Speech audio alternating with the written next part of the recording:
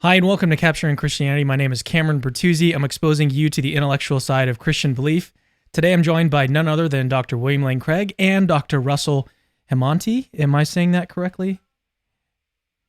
Hemati. Well, we're doing a 90-minute Q&A about the resurrection of Jesus. So Dr. Hemati is an associate professor of philosophy at Houston Baptist University. And what's really cool about the show today is that for half of it, we're taking questions from HBU students, Houston Baptist University students. So we'll be switching back and forth between questions from students and questions from the live audience. So if you have a question for Dr. Craig or Dr. Hemati, and let me go ahead and pull them up on the screen here so you guys can see them. If you have a question for Dr. Craig or Dr. Hemati on the resurrection, then start to type it in the live chat. I can't guarantee that we're going to get to every question, and live chat, if you want to do a super chat, that's going to make sure that your question is bumped up to the top.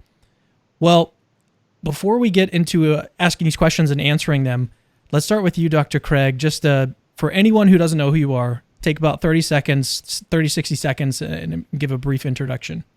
I'm a professor of philosophy at Houston Baptist University and a visiting scholar in philosophy at Talbot School of Theology.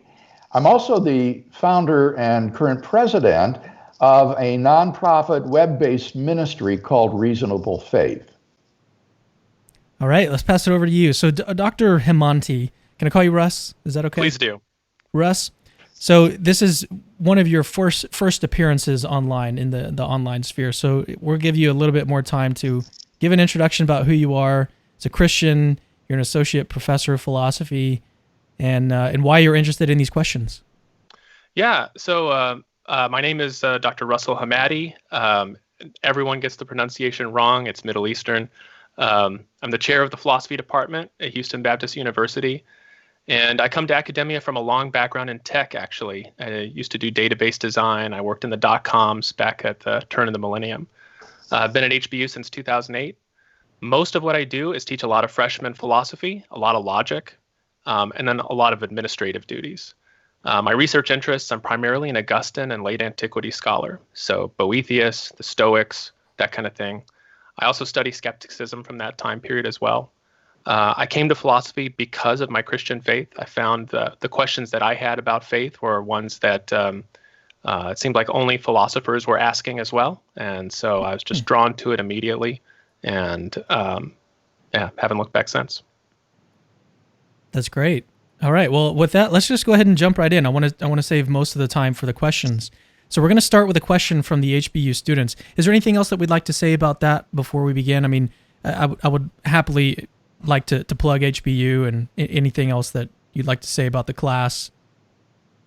Sure. So what we do once a semester is Dr. Craig comes in for a set of lectures for the week, and students from across the campus can sit in and take it as a course and get a chance to interact with them there in the classroom setting. This semester, obviously, we've had to mix things up because of the global pandemic, and I'm so glad we're able to share this experience with everyone online. Yeah, this is one of the things that we're doing in trying to do what we can with what's going on in the world right now. And so the questions that we have were sent in by the students. So let's get into the first one. And we don't know who these students are. We know that some of them were asked by the same student, but we don't have any names, so I'm not going to be giving any names for these questions. We're just going to ask them. And I wanted to say that as I was reading through the list, I got the list a few days ago. They're very, very good questions. I'm really happy that we're able to sprinkle these in and have a good mix of questions on this topic. So here's the first one. Can it be said that the 4-line formula of Jesus' passion and resurrection are from independent sources if Luke used Mark as a source? This question is extremely important because one of the principal criteria for the authenticity of a saying or event in the life of Jesus is multiple independent sources which are very early. And the claim here is that in 1 Corinthians 15, 3-5, Paul is quoting from an old oral tradition universally recognized by New Testament scholars, and going back to within the first 5 years after Jesus' crucifixion. So this is probably one of the oldest, if not the oldest, sources behind the New Testament for the passion, death, and resurrection of Christ. Now, in addition to this, we have sources in the Gospels that also go back close to the event, such as Mark's use of the Passion story. The pre-Markan Passion story is also probably very old. And then the Gospel of Luke has independent sources that are found in that Gospel. Now, the question seems to be a little confused. It says, how can the four-line formula that is quoted by Paul be independent if Luke used Mark? Well, now, I don't see the obvious problem. It wouldn't be independent if Luke used the four-line formula, or if Mark used the four-line formula, then they wouldn't be independent, but that's not the question. Luke's use of Mark just has no bearing at all on the independence of the ancient oral tradition that Paul delivers. The only way in which I could think that these might be relevant would be to say that perhaps the four-line formula is a summary of the pre-Markan Passion story. And in that way, they would not be independent. But I think there are a number of reasons for thinking that that's not a plausible hypothesis. The four-line formula includes lots of elements that cannot be derived from the pre-Markan Passion story. For example, that Jesus died for our sins in accordance with the Scriptures is not in Mark. The idea that the resurrection was on the third day is not in Mark. On the contrary, in Mark, he uses the phrase on the first day of the week, not using the prominent third day motif. And of course, then the appearances that Paul lists are not found in the Gospel of Mark. So I think we have every reason to believe that the tradition that Paul is handing on is indeed independent of the pre-Markan Passion story.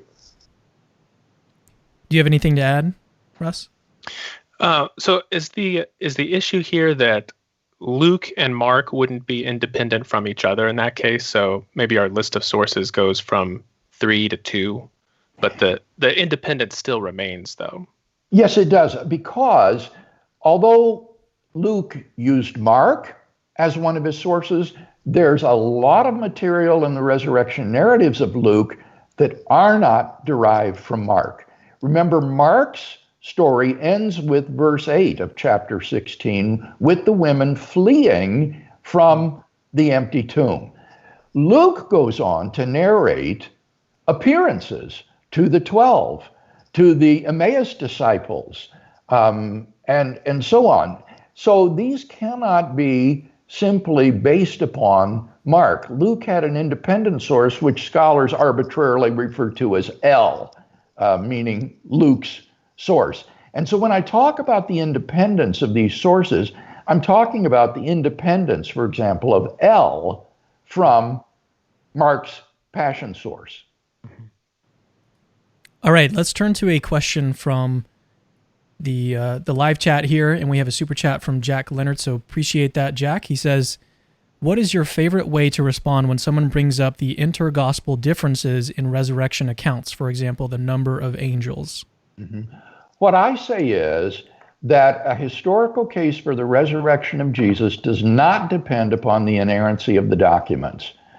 Historians regularly encounter inconsistencies and factual mistakes in the sources for classical history, and no one throws out Herodotus or Tacitus because of these sorts of inconsistencies. And so while these might be important for someone who's dealing with the doctrine of inspiration and inerrancy, these are trivial when it comes to establishing the historical case for the resurrection of Jesus. None of the three facts that I identify as foundational for the inference to the resurrection, namely the empty tomb, the post-mortem appearances, and the transformation in the early disciples, depends upon the inerrancy of the manuscripts. So it's just a red herring. Yeah, I also wonder about just the issue of these firsthand accounts just in general. Like for those of us who remember going through 9/11, all of the firsthand accounts that came out, they were just a mishmash of just about everything. People talked about a third plane, explosions. Some people talked about missiles. There was all sorts of things from the firsthand accounts. But once all of the work had been done to coalesce those into a single narrative, some of those little outliers were able to be pushed away. So firsthand eyewitness accounts tend to have variations. That's just typical for human beings. That's the work of the researcher, the historian, to piece together the details and come up with the most plausible account. Exactly. So we have Mike Lacona has just showed up in the live chat. He says, Dr. Hemati, he said he can beat. He said he can beat anyone in his ability to eat atomic wings. Yes, I remember that. I'm still doing that, by the way. Hotter the better. Wow. You need to have a contest then with my wife, Jan, because she's got no receptors on her tongue. Oh. She can eat anything that is so hot that it would scald my mouth. Next time you guys are in town, we're going to go eat wings. Okay. Yeah. Wow. All right, let's get to another question from the students. So here's one. With regard to Luke's silence on the appearing to the 500, Craig argues that he focuses on appearances that happened in Jerusalem, but Luke includes plenty of events in his 2-volume material that happened outside of Jerusalem, so why not include this astounding event? What's important to look at here is Luke's resurrection narratives. Of course, Luke talks about events in the life of Jesus that transpire in Galilee, but even though Luke has the Gospel of Mark before him, which relates the disciples' return to Galilee, or it predicts it, and a resurrection appearance in Galilee, Luke suppresses all of that. He deliberately omits it and relates appearances in Jerusalem instead. And then he has Jesus say to the disciples, stay in Jerusalem until you're endowed with power from on high, and then you will be my witnesses in Jerusalem, in Judea, Samaria, and the ends of the earth. So Luke has a clear theological agenda here to emphasize Jerusalem to the omission of anything that happened in Galilee during the period of the resurrection narratives. The only hint we get would be at the beginning of the book of Acts.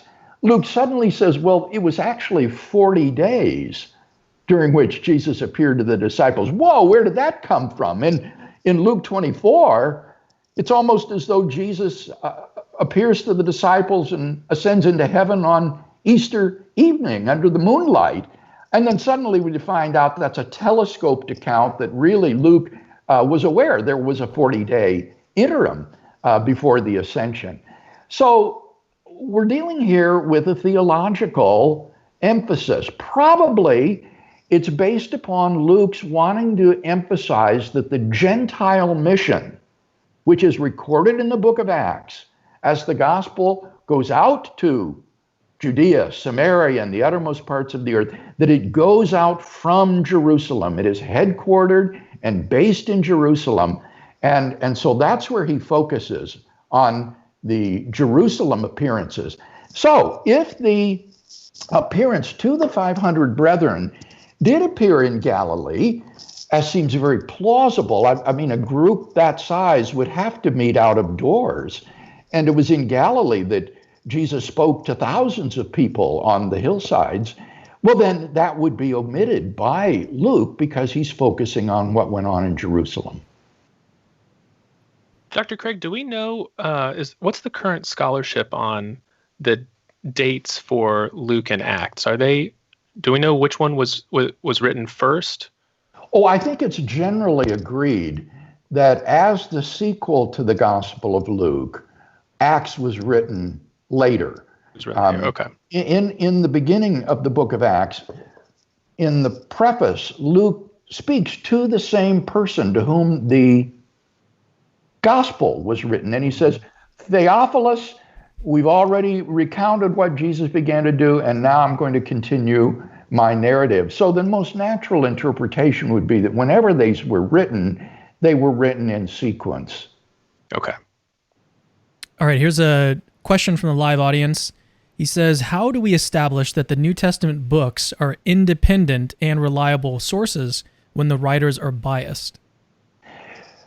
You don't need to establish that these New Testament books are independent sources. Again, one of the most exciting things about contemporary New Testament scholarship compared to traditional apologetics is that we have now penetrated behind the New Testament documents to look at the sources upon which the New Testament authors drew.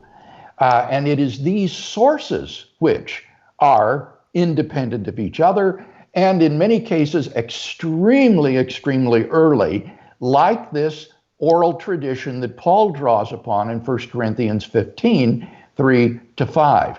How do we demonstrate that these traditions are reliable? Well, precisely by applying the criteria of authenticity that I talk about in the book and in the class. Things like multiple independent attestation, embarrassment, Semitic features in the narratives. These are the sorts of criteria that historians use to establish that an event in the life of Jesus is probably historical. So it almost wouldn't matter if the eventual writer of the gospel is a rank propagandist. We know the sources behind it were independent of each other and are very, very early. Exactly. All right, let's turn to another question from the students. How would you explain your response to Hume's exclusion of miracles to someone in high school or someone who doesn't follow probability calculus too well? Well, I had to smile when I saw this question, because in the class lectures, I go into Bayes' theorem and try to explain this in some detail, because people like Bart Ehrman, for example, completely misunderstand the probabilities involved. How would you explain this to a high school kid? Well, here's my best shot. Tell him it's like a law court where someone is accused of a crime. Now, what is the probability, say, that the husband is the murderer of his wife? Well, if you don't look at any evidence, suppose you just ask that question prior to the prosecution presenting its evidence. What's the probability of that? Well, it might not be very high. But then you recalculate the probability of the evidence based upon the DNA, the fingerprint evidence, the motive, the lack of an alibi, the eyewitness testimony of someone who saw the husband going into the house just at the time the murder occurred. And then you can say, based upon all of this evidence, the hypothesis that the husband is the murderer makes much better sense of the evidence than the hypothesis that he is innocent. And in that case, that can outbalance any intrinsic improbability in his being the murderer that you estimated apart from the evidence. So one of these is the prior probability without any evidence. What's the probability he's guilty? The other, then, you figure, what is the probability of the evidence given that he's guilty versus that he's not guilty? And when you put these together, that will give you the total probability. What is the probability that he's guilty given the general information we have plus the evidence? And then it may turn out that indeed it's highly probable that he's guilty. So how does this relate to David Hume's argument? Oh, the way it relates to David Hume's argument is that Hume only considers the prior probability. He only considers the probability of someone raising from the dead relative to the background information alone, which he takes to be the laws of nature. And he says, relative to the laws of nature, the probability of someone rising from the dead is terribly, terribly low. But he never considers that other probability that I mentioned, namely, which makes the evidence more probable, the resurrection hypothesis or the denial of the resurrection hypothesis. And so Hume's argument is mathematically, demonstrably fallacious because he only considers the prior probability of the resurrection hypothesis and not the probability of the evidence given the resurrection hypothesis versus its alternative. But now you see you've already gotten beyond the high school student and made it too complicated. If you want to explain to the high school student, I think the law court analogy ought to make it clear. What's the probability of the resurrection without any evidence? Now, what's the probability of the resurrection once you bring in the evidence? I think a way to make it, we can stick with your analogy, your law analogy, by saying David Hume would be essentially saying that in this case, we could never have enough evidence to conclude that the guy was guilty. Is that right? Yes, that is right. And then the obvious answer is, well, that seems question begging. Like it depends on what kind of evidence we're talking about. Depends on the strength of the evidence. If it's good evidence. I did an interview with Tim McGrew on the question of the claim that you hear from skeptics a lot: extraordinary claims require extraordinary evidence. And I think what a lot of skeptics want in the case of the resurrection is they want like one big piece of evidence. They want something big that's just going to sort of overwhelm you. And what Tim pointed out in my interview with him was that anything that you can do with a big piece of evidence, you can do the same exact thing probabilistically with a bunch of small pieces of evidence. But I think psychologically that just doesn't feel right. It doesn't, because we don't feel like when you see one like DNA evidence, that one piece of evidence is just like, oh, that's so good. It raises the probability so high all at once, just this one thing. Mm-hmm. But we can't psychologically wrap our minds around what happens probabilistically with a bunch of small pieces of evidence once they stack up. Well, are you sure, Cameron? I mean, I think we can. Again, you're making it too complicated for the high school student.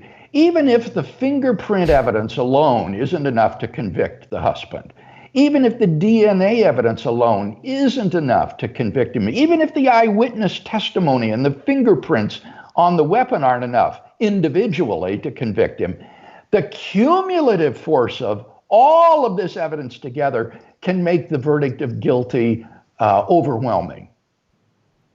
Well, I know that, Russ, you wanted to say some things about this. So, well, I have a slightly different take on Hume here that we'll probably have to go into more depth over wings later. But I take Hume to be doing something like giving a case for believing, not based on proportion, but believing proportionately. So instead of having belief as like an on-off switch, there would be, for any given thesis, you might have different levels of credence for it. And as you look at the evidence, your credence will either go up or down. But that there's some elements that you can add to a thesis that would immediately drop your credence to zero. So if we were out walking and I said, "Oh, the guy over there is levitating and there's a rainbow aura around them," no one would believe it. We would all recognize that adding those elements to the story makes it immediately zero possibility for belief, except in the cases of repeated demonstration. So he talks about like a tribal chieftain who, because of his tropical climate, had never seen ice before. And so the first time someone showed him ice and said, "This is water," he was like, "No way." He wouldn't believe it. And he said, well, he was right not to believe it until he was shown over and over and over again that the ice really is water, that you can convert water to ice and back and forth. So the thing that makes the Hume argument strange is it seems to me that the evidences for the resurrection are not that different from seeing water turn into ice over and over and over again. Why wouldn't you simply accept that, oh yeah, water does something very unexpected if from my tropical climate that I've never seen before. In the same way, something very, very different happened, roughly 2,000 years ago. And that there's enough evidence to make that claim without immediately dropping your belief down to zero. Any thoughts on that, Dr. Craig? Well, only that I would read Hume a little bit differently, and we can talk about that. In the example of the king of Siam, he doesn't observe the ice himself or the water. He gets testimonial reports from travelers telling him that they've seen water in the form of a solid. And he won't believe the travelers when they come back from the northern climes telling him this. And Hume says he's absolutely right. He shouldn't believe these testimonial reports because they contradict everything that he knows about the world. So the irony is that Hume's argument, if applied equably, would lead to skepticism about many natural events in the world. It's not just about supernatural events. So I think this illustration of the King of Siam is really damning for Hume's argument because it shows the sort of irrational skepticism to which it can lead. The king will not allow testimonial evidence to establish something that he himself hasn't observed. Yeah, and if you start out with your probability believing that certain types of events simply can never happen, that's fine, but you have to recognize that as a prejudice in your own thought processes. I agree. All right, let's move on to a question from, let me see, I've got my wrong screen up here. All right, and it doesn't want to switch either. Let's go. There we go.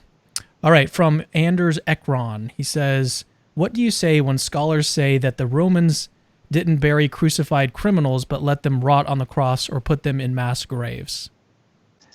Well, what I say is that in the Gospels, in Mark's burial account, the Romans do not bury Jesus. They probably would have left him on the cross to be picked to bear by birds or to decay.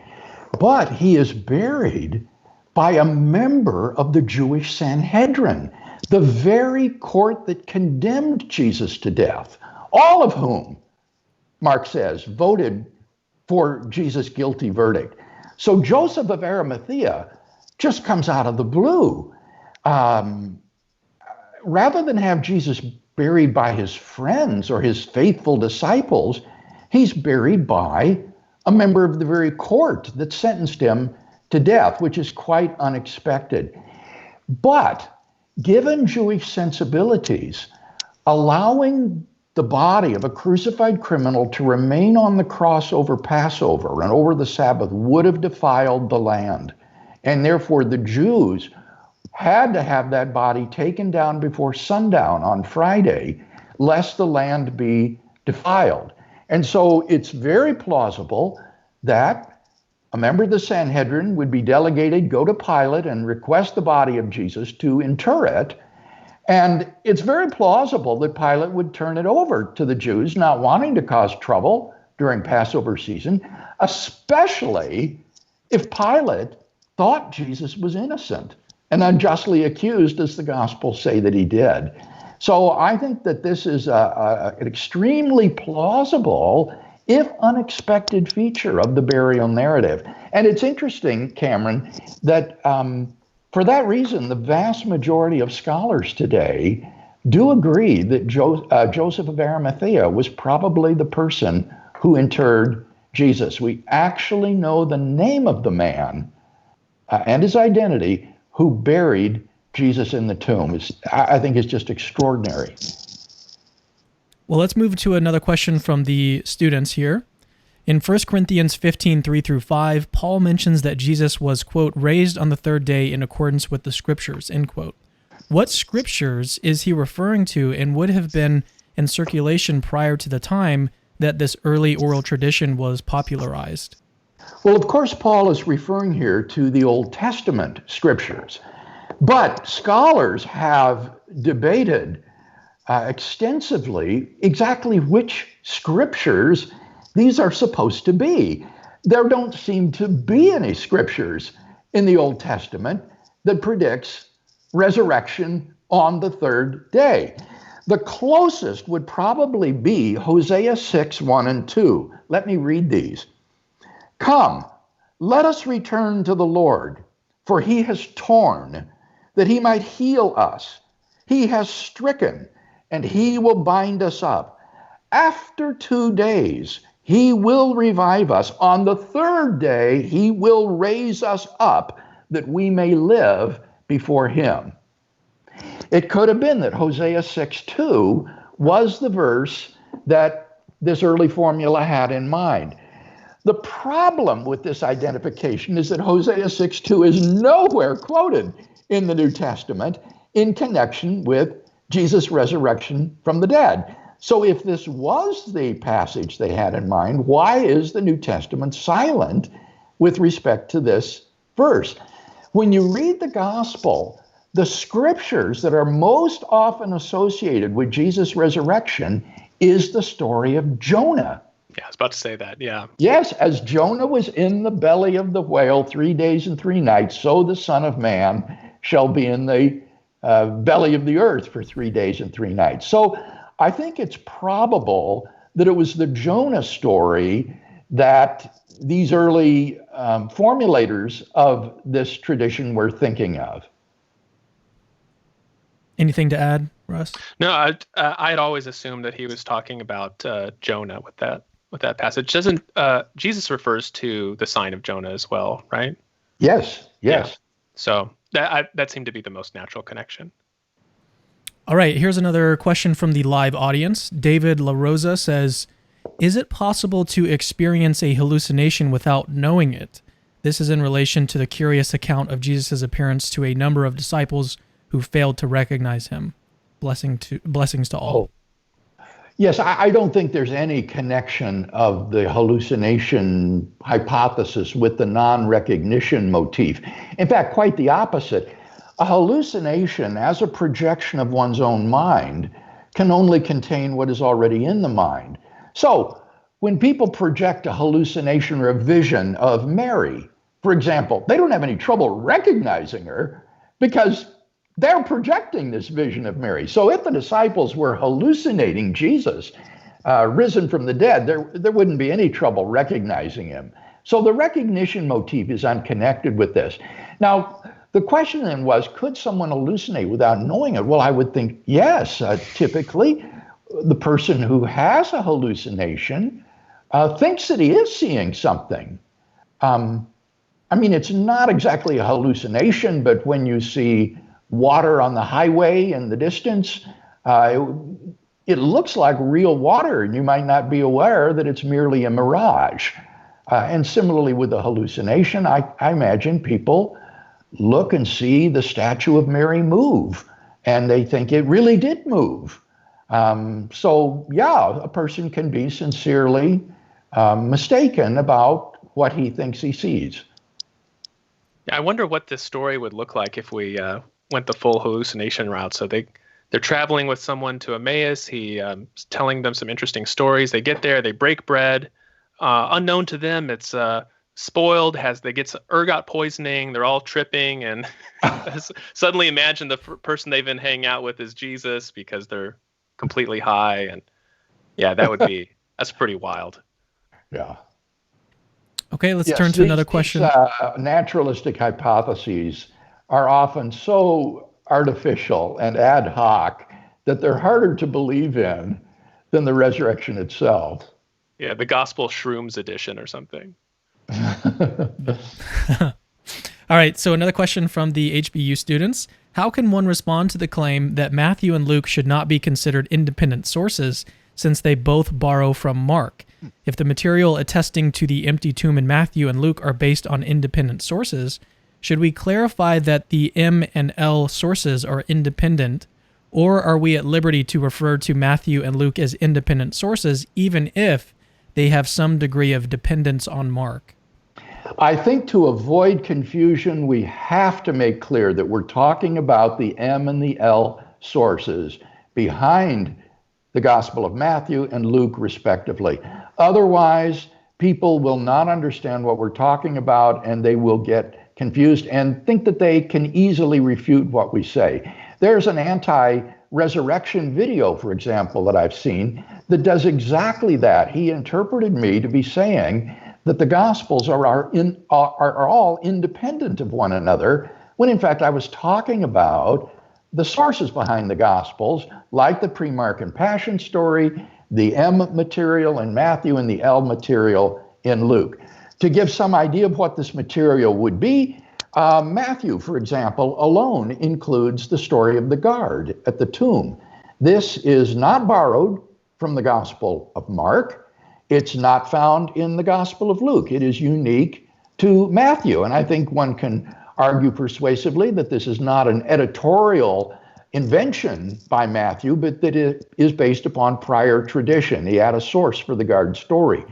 Luke, on the other hand, has resurrection appearance narratives that are neither in Mark, because the verse or chapter ends at verse 8, nor are these appearance narratives in Matthew, who only has a Galilean hillside appearance. So again, Luke is not just, I think, here writing freehand. He's drawing upon sources which are very similar to those behind the Gospel of John, and are independent of Matthew and Mark. Anything to add, Russ? That sounds pretty complete to me. All right, so another question from the live audience. Lovert says, and by the way, thank you for your super chat, Lovert. I hope I'm saying that correctly. It's Lovert. I want to say Lovert. Maybe Dr. he's Craig, French. Maybe so. All right, here's the question. Lovert. So do you believe that the resurrection is the strongest evidence for the Christian faith? Let's be very careful here. I don't treat the resurrection as evidence for the existence of God. I think your case will be far more powerful if you do your natural theology first. And on the basis of arguments from the beginning of the universe, the contingency of the universe, the fine-tuning of the universe, the applicability of mathematics to the physical world, the objectivity of moral values and duties, the very possibility of God's existence, if you do all of that first so that you have in place a personal creator and designer of the universe who is absolutely good, then when you come to the evidence for the resurrection, what that evidence reveals, I think, is that this God has decisively revealed himself in Jesus of Nazareth. And I do think that the evidence for the resurrection is the most powerful evidence for God's self-revelation in Jesus. Yeah, I agree. If you start with the resurrection with a clean slate, I think it's less impressive. If you already believe that there is a God and now you're looking for who that God is or how he wishes to be worshipped, I think then the resurrection is pretty decisive. All right, turning back to a question from the students. Scripture mentions that Jesus' resurrected body included nail marks in his hands and a spear wound in his side. Should we think that all his scars persisted to his post-resurrected state? I don't think that we should infer that. When you look at the image of the man on the Shroud of Turin, he is covered with horrible abuse. And there's no reason to think that Jesus took that into his eternal state. But it does say that he kept the wounds in his hands and feet and in his side. And I love this feature of the resurrection narratives, because to me, these wounds are, as it were, trophies of Christ's victory over sin and death and hell that is represented by the cross. Augustine framed it so well. He said, victor quia victima. He is the victor because he is the victim. And so these crucifixion wounds are tokens that Jesus doesn't leave behind, but takes on into eternity as trophies of his conquest on the cross. I've always wondered about this one.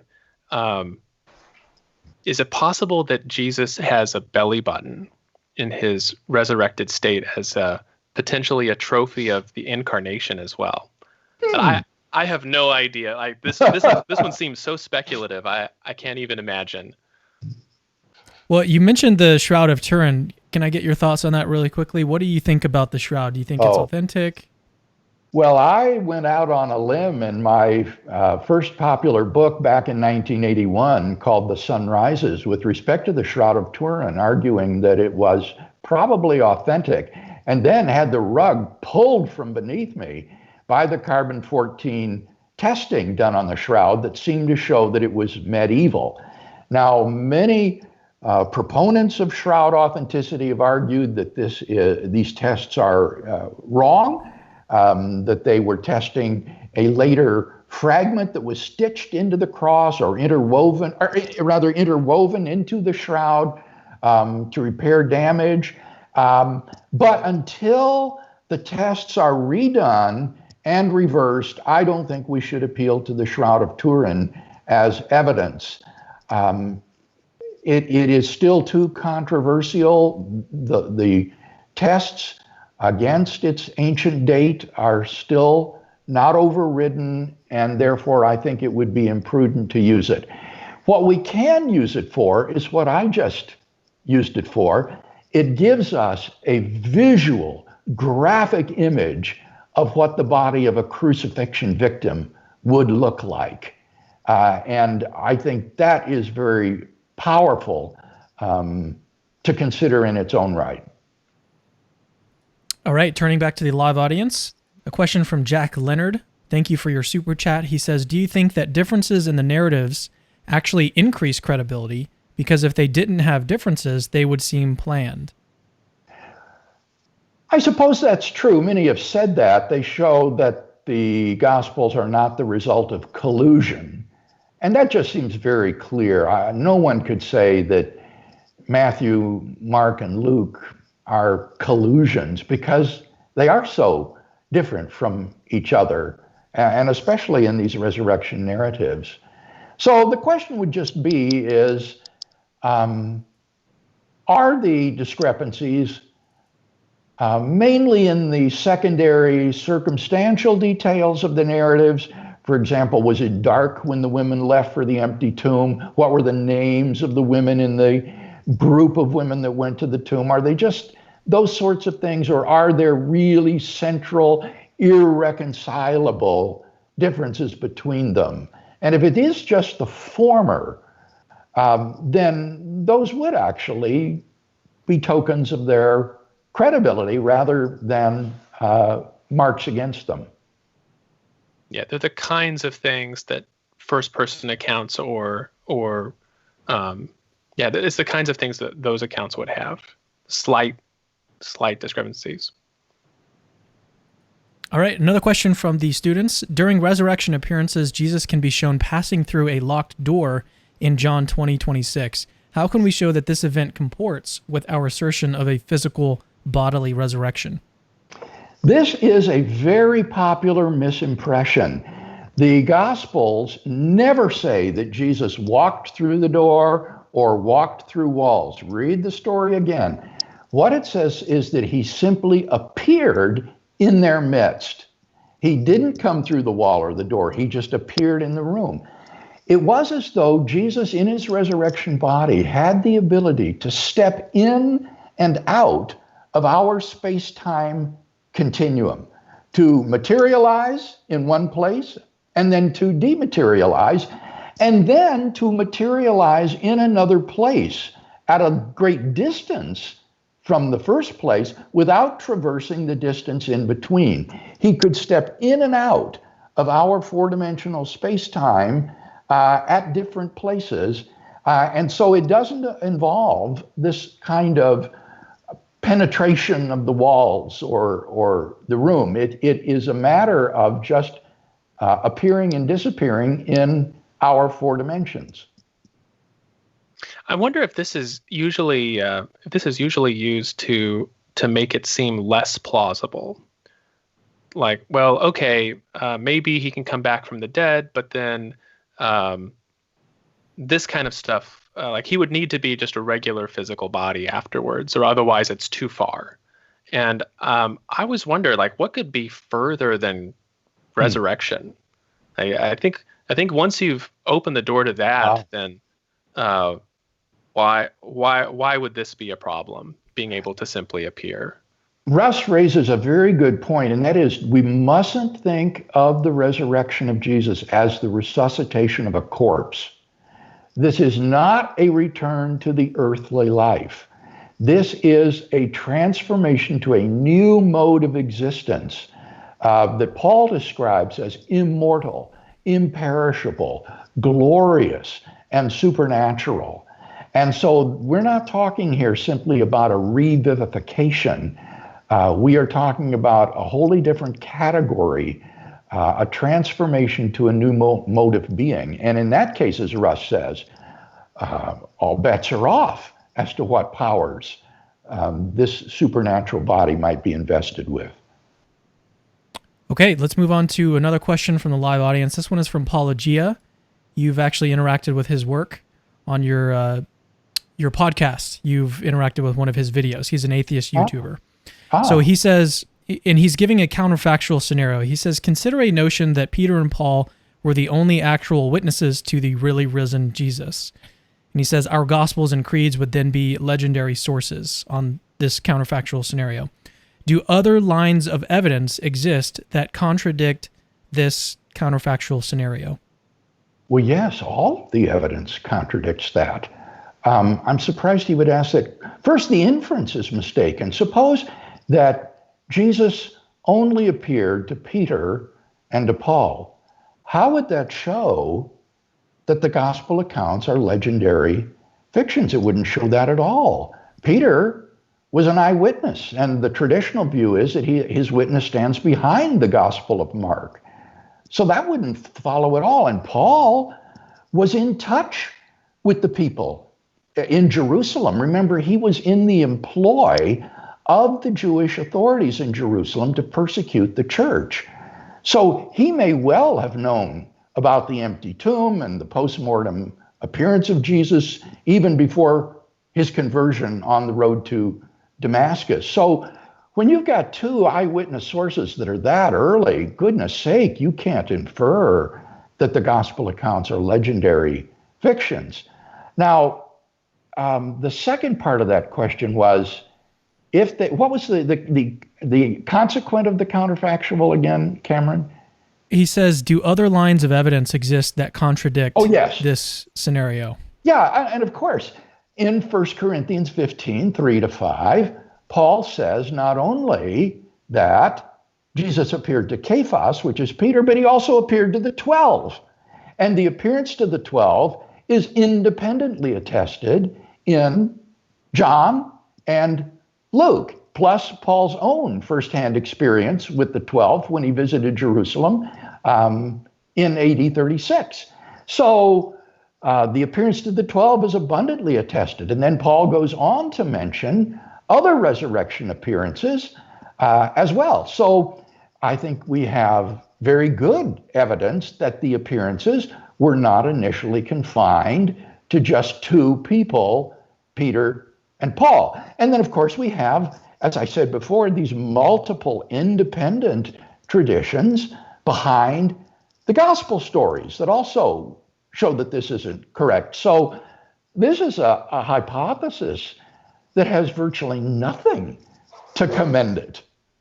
What if we modify the hypothesis a little bit? So Paul, he's a latecomer to Christianity with regard to the New Testament. The church exists prior to him joining it, right? So whatever tradition there is involving Jesus, Paul is against it. It pre-exists.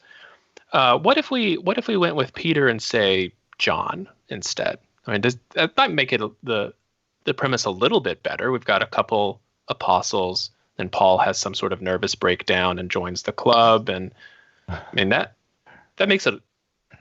I mean, Paul being a member of the initial conspiracy, that can't work. That wouldn't work. But maybe there is some other kind of one or two source.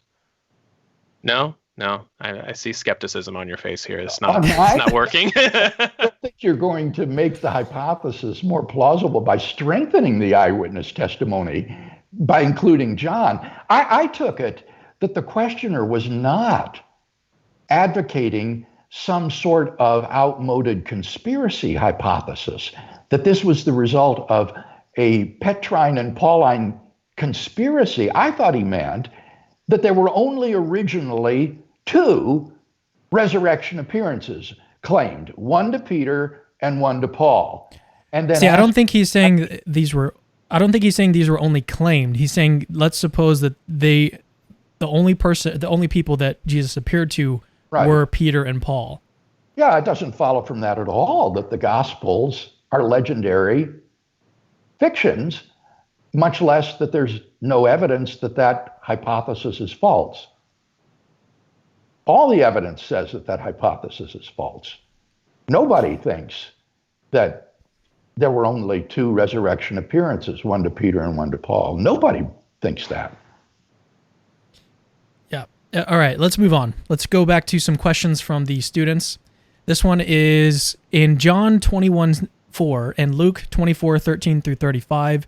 The disciples do not immediately recognize the resurrected Christ. Is there some aspect of Jesus' resurrected body that would explain the disciples' inability to immediately recognize Jesus? Here we have that non-recognition motif that I spoke of earlier.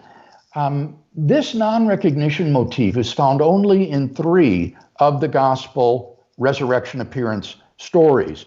The appearance to Mary Magdalene by the tomb, the appearance to the disciples fishing on the lake of Tiberias, and then the appearance to the Emmaus disciples in Luke 24. And people have wondered, well, what was the explanation of this? And all sorts of hypotheses have been suggested. Perhaps Mary's eyes were blurred from her tears so that she didn't recognize Jesus at first. Perhaps the disciples fishing on the Sea of Galilee were too far from the shore to recognize him, even though John emphasizes how close they were to the shore, not how far.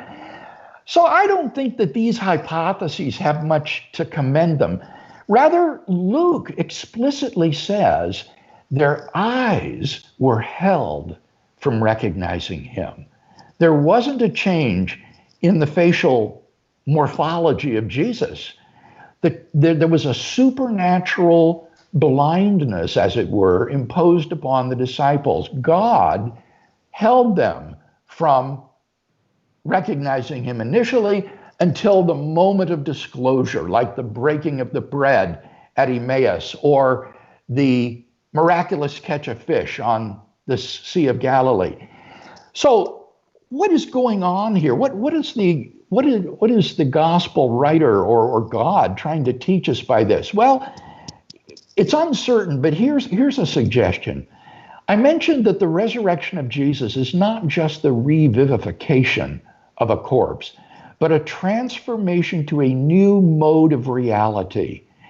And could it be that this non-recognition motif is Jesus' way of saying to the disciples that you're not going to continue with me in the same old way that you have always known me heretofore. I am now in a new mode of existence that is radically different, and you will not know me in the same way you did before. So it is, in a sense, a visual parable of Jesus' ascension until his return at the judgment day.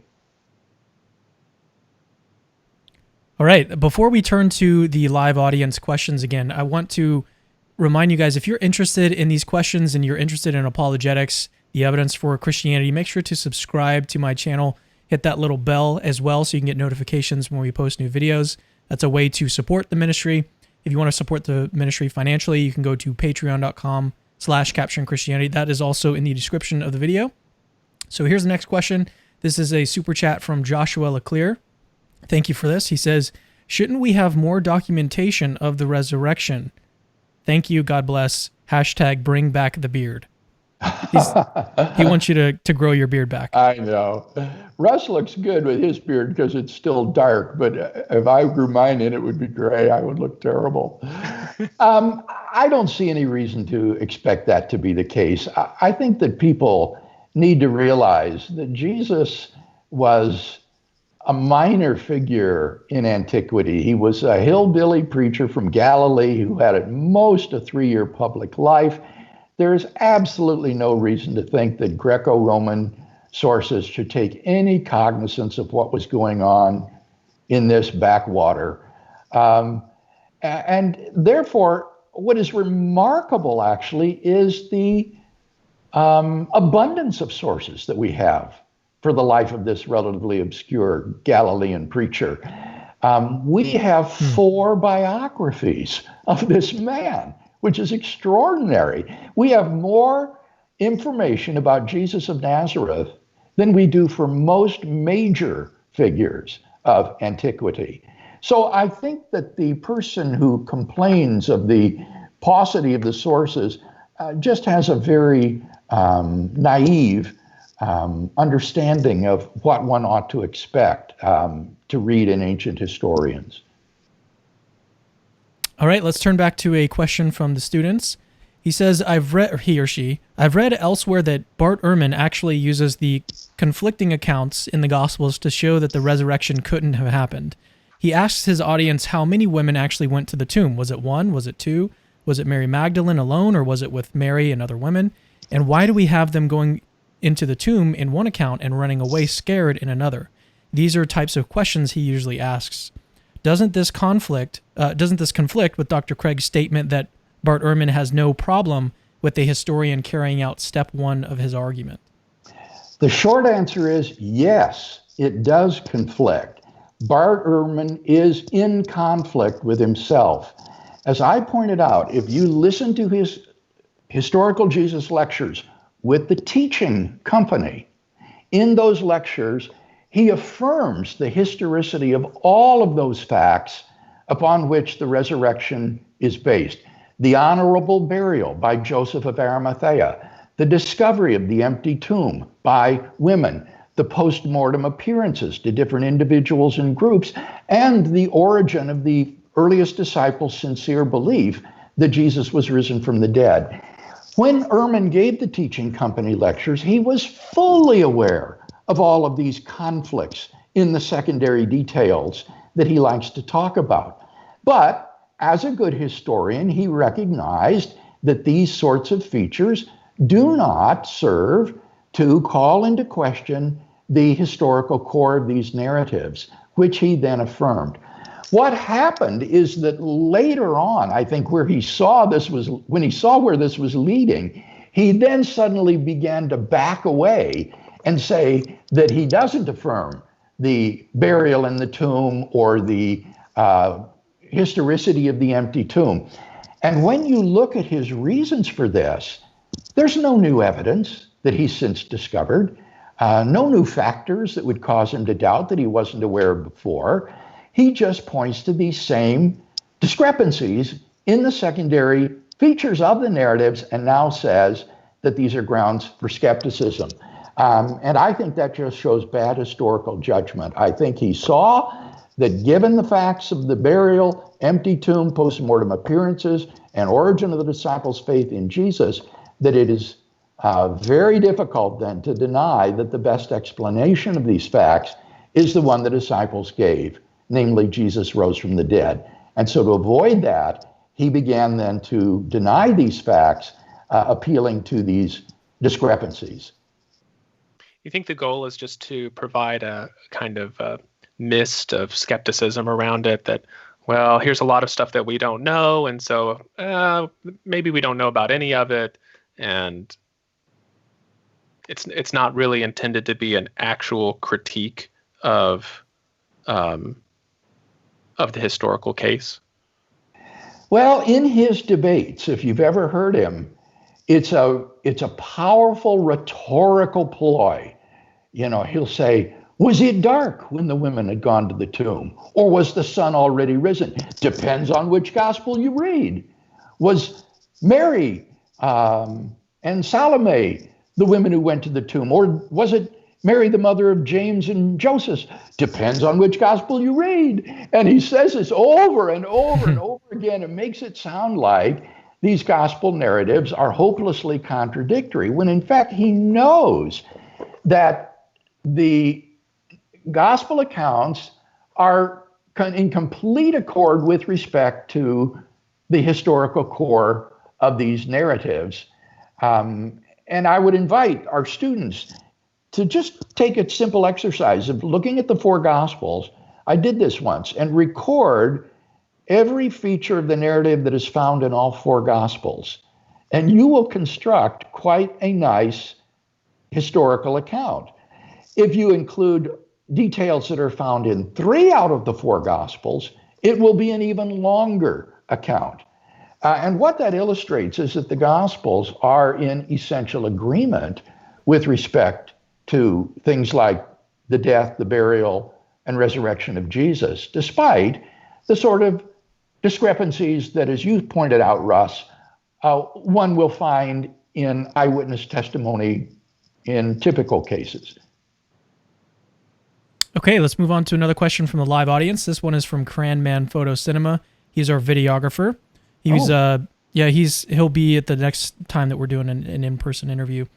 So he says, and he's already asked a question earlier, but here's another one from him. He says, God can do anything. Why would Christ's death be necessary for forgiveness? Isn't it arbitrary? Oh, well, my goodness. Here I want to refer him to my work on the atonement. For the previous 2 years to my present studies, I was studying the doctrine of the atonement. And I believe that the atonement of Jesus was necessary as a satisfaction of divine justice, as a precondition for God's pardoning us of our sins. I think that God is not only essentially loving, but that he's also essentially just. And therefore, he cannot just blink at sin and say, all right, I pardon you all, it's okay. Rather, there has to be satisfaction of that essential divine justice. And that makes the atonement of Christ necessary for a divine pardon. By his death on the cross, Jesus paid the death penalty of sin that we all deserve, thereby freeing up God's grace to pardon and impute to us the righteousness of Christ and give us new life. So I've written 2 books on this. There's a little book called The Atonement with Cambridge University Press that I'd recommend. And then I have a book that's currently in press with Baylor University Press that will be out in July called Atonement and the Death of Christ. And that is a larger, more scholarly treatment of the same. You know what, Dr. Craig? I'm so surprised that you didn't mention our interview that we did on the atonement. I interviewed you on the atonement. And that was actually with another videographer that we had at the time, so he might have missed that. But anything to add, Russ, before we move on to another question? Well, the atonement, the way that it played out, I think, is something that's it shows such incredible creativity on God's part. I would have never come up with, if I was writing the story myself, a way to bring all of the pieces of reality together, right? God and man, right? Sin and punishment, but then the conquering of death and so on. It's it's perfect. I don't know how it could ever be improved on. Say, well, I would have done it differently or better, or it wouldn't have included this element. I mean, the having a Savior that identifies with our sufferings, what a blessing. It could not have been done any other way. All right, here's a question from the students again, and this one I think is the same questioner that asked the previous one, and this is again about Ehrman. It says, Bart Ehrman also writes that the accounts are not written by eyewitnesses, and they don't claim to be written by eyewitnesses. Matthew, Mark, Luke, and John weren't necessarily the authors of the books that are attributed to them. Ehrman says there is much historical evidence that Matthew didn't write Matthew, less that Mark didn't write Mark, but even if Mark wrote it, he wasn't an eyewitness. Ehrman even says that the authors weren't writing in Aramaic, but in Greek. Therefore, they couldn't be the original sources. So how can the accounts be credible? In most of his talks, he compares the telling of the accounts over the intervening 35 to 55 years between the death of Jesus and the writing of the Gospels to the telephone game, where much gets lost in translation. How do we know that Ehrman is wrong about this, and what we are reading and based our faith on are the actual historical accounts of what actually happened? One could try to answer this question by disputing Ehrman's claims about the writers of the Gospels and try to show that their received authors really were the evangelists. But I think that that's quite unnecessary, because the whole question is predicated on the assumption that only an eyewitness can write an accurate history. And we know that's absurd. If that were true, no one could write an accurate history, say, of the American Civil War, much less of the ancient Roman Empire. And that's just not the case. To give an illustration from classical history, the earliest biographies that we have of Alexander the Great were written by Arrian and Plutarch 300 years after Alexander's death. And yet classical historians still widely regard these as largely accurate accounts of the life and doings of Alexander. By contrast, the Gospels were all written within the first generation of the events, while the eyewitnesses were still alive. So it's simply a false assumption that you need to be an eyewitness in order to write an accurate history. Luke was a fine historical writer, even though he wasn't an eyewitness. He speaks of his lengthy investigation into the account that he's going to give. He talks about the eyewitnesses that he spoke with, and there's simply no reason to think that that cannot be an accurate account. Now, how do we know that these accounts are historically reliable? Well, that brings us back again to the criteria of authenticity that I mentioned. Historians recognize that you can't just believe something because it's written in an ancient document. Rather, you ask things like, do we have multiple independent sources, some of which are early for these events? If we do, that makes it less probable that they were just made up, and more probable that they are actually historical. Are the narratives embarrassing for the early church? Are there elements in them that would be awkward and therefore unlikely to be inventions by the early church? If there are, that increases the probability that these are accurate. And there's a whole list of these sorts of criteria that I go through in my book, Reasonable Faith.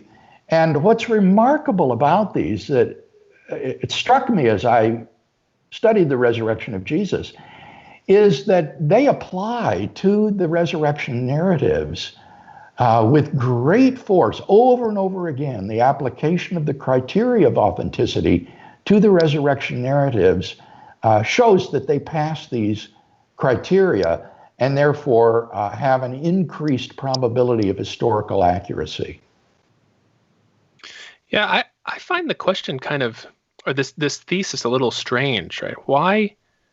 I mean, don't we normally have a higher view of what historians do? Like, if this underlying thesis is correct, it seems like say, diaries written by Civil War soldiers would always be preferable to a historian's work in putting together an accurate history of the war, where oftentimes a historian is going to be pulling from many different sources, compiling things, comparing things. And I don't think we normally think of diaries as being better than historians' completed output. So to say that, well, these are not credible because they're not the original sources, That's the whole idea, is that they're not the original sources. They were put together by someone trying to make a composite of what actually happened. I might want to add to that when you look at the book of Acts, which remember is the second part of Luke's double work, the book of Gospel of Luke and then the Acts of the Apostles. The Acts of the Apostles overlaps significantly with the secular history of the ancient world, and therefore has the opportunity for verification from secular sources. Colin Heemer, in his book, The Book of Acts in the Setting of Hellenistic History, combs through the book of Acts with a fine-tooth comb, pulling out a wealth of historical details. And he shows how over and over and over again the accuracy of the book of Acts is established from the names of the different officials on the islands of the Mediterranean that Paul visited, to the sailings of the Alexandrian corn fleet out of Egypt. Over and over again, Luke's accuracy is demonstrated. So this is a historian who got his facts straight. And so when it comes to the Gospels, where we don't have that overlap with secular history as much, I think we can trust this historian in what he tells us about the life and teachings of Jesus. All right, so I wanted to mention real quick that we're running out of time. So we're going to ask a few more questions, but we are going to end it right at that 90-minute mark. And so if we can, try to shorten these responses to these questions just a little bit so we can get through a couple more here. From Scrooge Jones on the live chat, he says, could you elaborate on how legends develop in antiquity? Popular YouTube atheists still hold on to this objection, saying that either the New Testament writers were liars or that they developed it. Legends typically take a long time to accrue.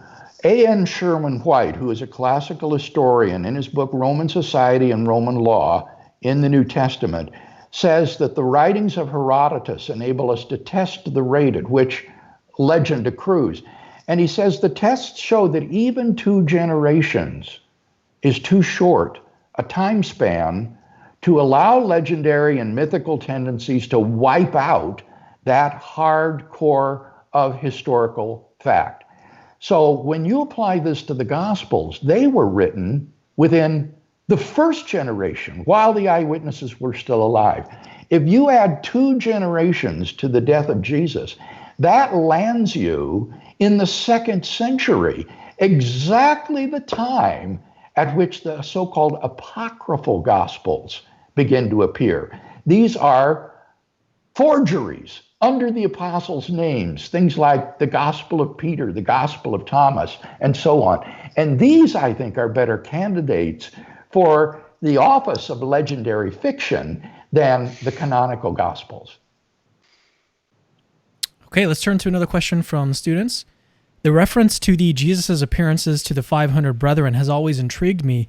If Jesus really appeared to 500 people, why don't we see evidence of this in the writings of Josephus or Plutarch? Surely resurrections could not have been common in that time.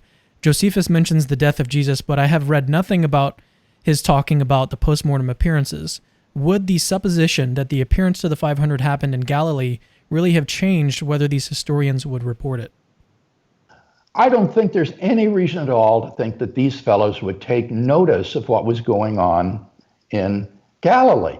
You don't have stories of Jesus preaching to crowds of 5,000 people or more in Galilee. This is just a naive question based upon our misperception that somehow these were world-shattering events that were going on, rather than events that were under the radar screen of a Greco-Roman historian. I would want to add that I think we kind of read our modern views into these ancient times, so we think that like now it's a lot easier to report something in a news broadcast, some little thing that happened, a cat getting stuck in a tree, and so we sort of assume that people would have picked up on this stuff back then, but it just wasn't the case. Right, and you can give examples in classical historians of events that took place during the time they wrote their history that they completely ignore. For example, I remember Tim McGrew mentioning a particular historian whose name I can't remember now, but he completely ignores the burial of Herculaneum and Pompeii by the explosion of the volcano Vesuvius in Italy, even though this happened during the history that he wrote. He just doesn't mention it. So these arguments from silence are not very compelling. All right, here's a question from the live audience. He says, and this is it looks like he's a skeptic. He says, is it not commonsensical to believe that even if the resurrection occurred, we would be epistemologically unjustified in believing that, as all the naturalist explanations are inherently more probable? Oh my goodness.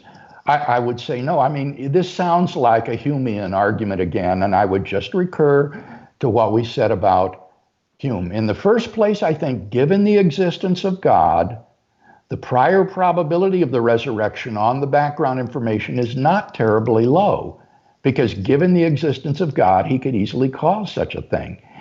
Then, when you add to it, what is the probability of the evidence on the resurrection hypothesis compared to the probability of that evidence on the no resurrection hypothesis?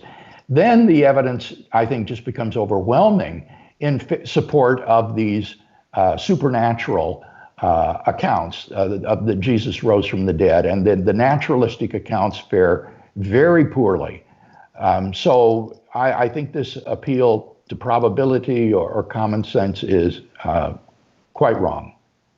You would have to know in advance that something like this would never happen, which I don't see how anybody could ever know that. Well, especially given the existence of God. Yeah. I mean, if you've got your natural theology in place, how could you say that such a thing is intrinsically improbable to a great degree? Okay, let's go back to another question from the students. Is the origin of the Christian faith as strong an argument if one considers that people have allowed themselves to be martyred for many other religions? One cannot help but remember Waco and the branch Davidians. Davidians. I think that this question is conflating the two steps in a historical argument for Jesus' resurrection. Step one is establishing the facts to be explained. Step two is determining which explanation of those facts is the best. Now, the fact that people have allowed themselves to be martyred for their beliefs, like the branch Davidians at Waco, does that dispute that the original disciples sincerely believed that God had raised Jesus from the dead? Well, no, obviously not at all. Quite the contrary. What this shows is that people who are willing to die for their beliefs are sincere. They sincerely believe it, and so they're willing to be martyred. So that actually supports the fact that the disciples came to believe sincerely that Jesus was risen from the dead. So then we ask, well, what is the best explanation of their coming to believe in the resurrection? Well, there's nothing in this question that would suggest that they were therefore insincere, that they were liars, or that this belief is to be explained in some other way. So I think that the objection here is just confused. It doesn't do anything to undermine the fact in the case, nor to provide an alternative explanation of the disciples' sincere belief. I think this objection would work if you already thought that all martyrable beliefs were created equal. And it doesn't seem like that would be the case, because the branch Davidians, they believed something about like the end of the world was coming soon, some kind of future belief that they were willing to die for, not about something that had already happened that they saw or claimed that they saw. So I don't see the two beliefs as being equivalent in this way. Just because you're willing to be martyred for something, that doesn't by itself indicate that the belief is correct, only that you think it's correct. Exactly, Russ. And so it's very important to understand the argument here. The argument is not the disciples were willing to die for their faith, therefore what they said is true. That's not the argument. The argument is that one of the facts to be explained is that the original disciples suddenly and sincerely came to believe that Jesus was risen from the dead despite every predisposition to the contrary. Then the next question is, having established that, which this question doesn't call into question, what's the best explanation of that transformation in the disciples and the origin of that belief? And here, the best book on this subject is N.T. Wright's book, The Resurrection of the Son of God. This is an 800-page disquisition on this very argument. What is the best explanation for what N.T. Wright calls these mutations of the traditional Jewish concept of resurrection, such that a resurrection was believed to have occurred of an isolated individual in advance of the general resurrection at the end of the world? That's the question at issue here. Okay, another question from the live audience. Harley Wykes asks, what degree of certainty can the historical critical method give us that the resurrection happened? Is it not better to accept this on revelation? Say this again, Cameron, please. What degree of certainty can the historical critical method give us that the resurrection happened? Is it not better to accept this on revelation? Oh, I think it's vastly better to accept it on revelation. I'm not an evidentialist who believes that in the absence of evidence, belief in Christian theism is irrational. I think that God vouchsafes to us the truth of the gospel through the inner witness of the Holy Spirit. And this can provide great epistemic certainty of the truth of one's faith. Whereas by contrast, the historical method is tentative, provisional, the evidence may be shifting. That's the nature of historical study. So in history, what you're aiming to show is that the resurrection hypothesis is more probable than not. That's all, that it's more probable than not. And if you could show that the resurrection of Jesus is as well attested as other events in ancient history, like the assassination of Caesar or the events at Masada or other events, then you will have done your job. You don't have to establish some sort of apodeictic or mathematical certainty. The historian will be content if he can show that more probably than not, these events occurred. What word did you just say? Apodeictic? Apodeictic. Is that English?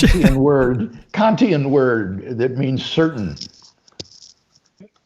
Do you think that it seems like there's a big difference between saying more probable than not and I'm willing to bet my eternal happiness on this being true, right? Like there's a difference between saying, yes, historically it has been established well enough versus, and it is for me now to believe in this more complete or spiritual way.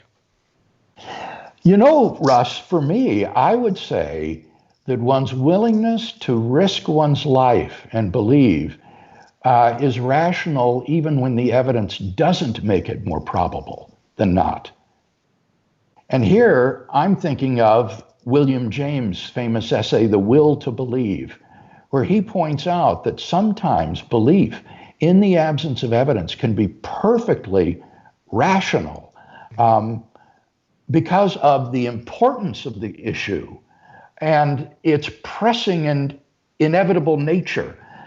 For example, suppose you were hiking in the Alps and were lost, and you saw suddenly an alpine storm approaching, and there was a fork in the path, and you don't know which way to go.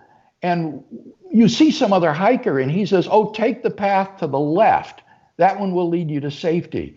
Well, you don't have any sort of probability in that case that this is more probable than not, but you would be, I think, entirely rational to take that choice because of the inevitability of the choice. You've got to choose one way or the other, and because of the consequences of the choice.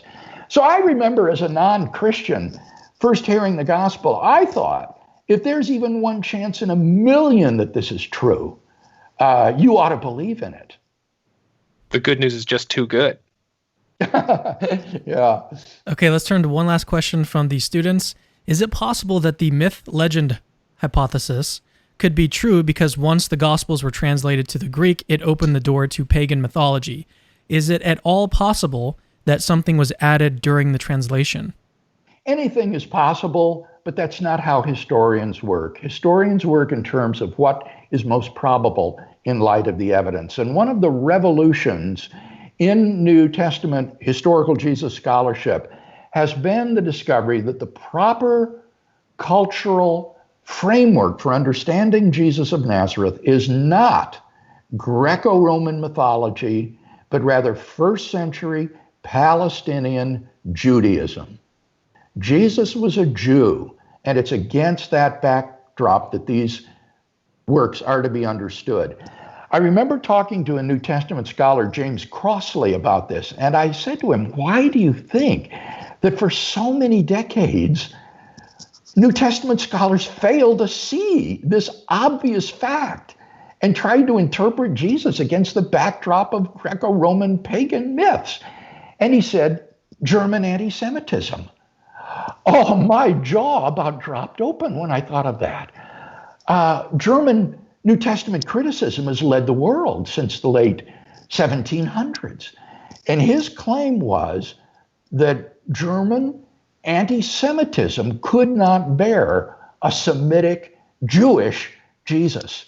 And therefore they did everything to de-Judaize this man. And they gave us a false image of who Jesus was. And what has happened now in the late 20th century has been called the Jewish reclamation of Jesus.